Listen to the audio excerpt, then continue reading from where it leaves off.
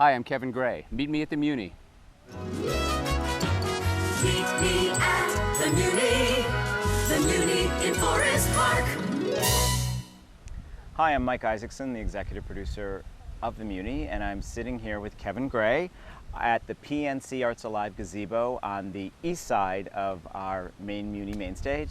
And I said to Kevin right before we started I'm a little intimidated here because you are an incredibly accomplished actor, performer, writer, probably director, and now teacher, instructor, and you've had a very varied and rich, and you read the line of your credits. Everybody look in the program, read this man's credits, and texture, and it's a fascinating journey. It's an amazing journey, actually. I'm that rarest of things, a true journeyman. Yeah. And I've had an extraordinary run, mainly because I've gotten to work with such amazing people in my life. And I don't know, I was just talking to some of the younger actors here, which is one of the things I like to do at the Muny, and it's, people say, well, what do you tell them?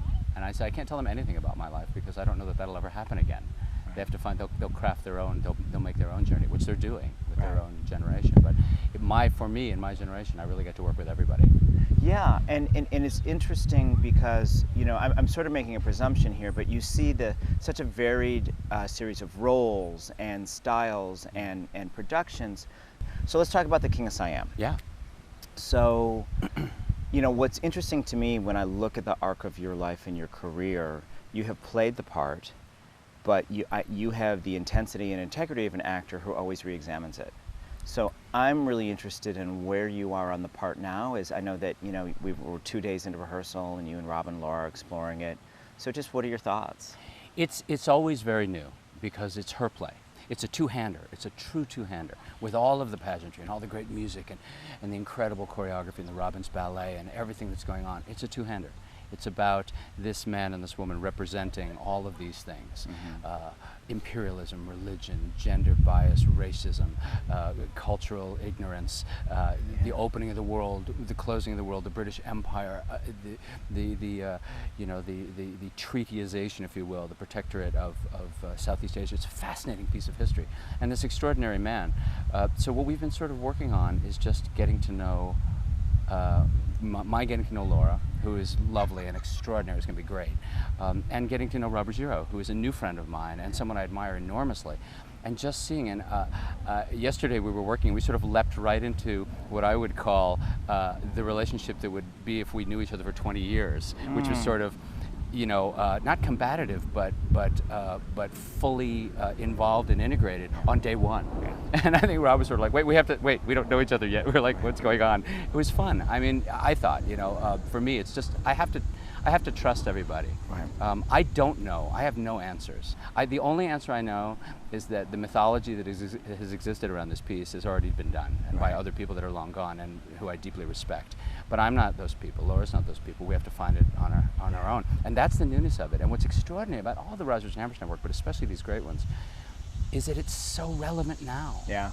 It's so relevant to our world and our country and to Europe and Asia and of all things to the United States. Yeah.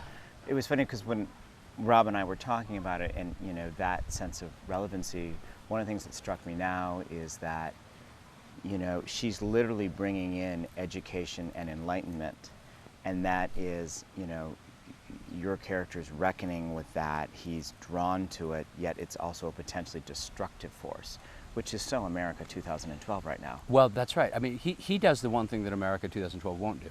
He has mail-ordered this education. He wants it. Yeah. And Rob and I were talking yesterday, and I said, it's not that he wants to change in my opinion, it's not that he wants to change his country. He wants to save his country. And the only way to save this country of his, which he and Chulalongkorn did, was to, in his opinion, was to create relationships, to create treaties, to understand Queen Victoria and Lincoln, that they were not, the other countries tried to fight, they were all taken over. Yeah. Thailand to this day is the only country that has never had a protectorate. It's remarkable in that part of the world. So he did accomplish that. He was a very interesting guy, and she is an extraordinary and courageous woman. And from that time, a single woman, a widower, to go across the world. It's fascinating to get into. And so you really aren't tied to any stereotype at all, which makes it really potentially exciting and new all the time. Final question. The other thing that's in the show that's fascinating is both for her character and your character, the relationship to children. Oh, yes. And a new generation, and sort of seeing, and you're an educator now. Mm-hmm. I mean, so, and I'm interested for you personally, your thoughts on that responsibility, that burden, you know, where does it fit for the character, where does it fit for you? It's very interesting. I don't think I understood this character at all, in spite of my earlier attempts, success or failures up to other people, but I didn't get it until my father passed away. And I don't have children. So when I went into university education, I suddenly had everybody's children. People say to me all the time, "Oh, do you have children?" I say, "No, I have yours." You know, I suddenly went from having no kids to having 1,800. And I found their fears and their concerns and their dreams and their desires and their levels of empowerment, their confusion, to be so unendingly moving and inspiring. And I understood for the first time why they're the future and the hope. And that really has helped me in this piece a lot, because the kids are what it's about, and the future is what it's about. It's never about standing still. We talk a lot about what in which every generation thinks that the work they're doing has changed the world. They don't realize you have to wait a long time to find out. You know, we thought that too. But it's interesting to see in each group who takes on the mantle of this place. For me, this character is standing with a foot in the future and a foot in the past, and he's unable to live in the present for that reason. And I think that there's a lot of that in our country right now. I think that's a very pertinent message, because politics aside, we're trying to make a change here, and we're trying to save something. Fantastic, but we have work to do. Right. And it's going to be the next generation that actually accomplishes it, so we must teach them the past. We tend to teach our successes and not our failures. We need to, we need to teach the failures too, so they understand and they can see the difference going forward and do this.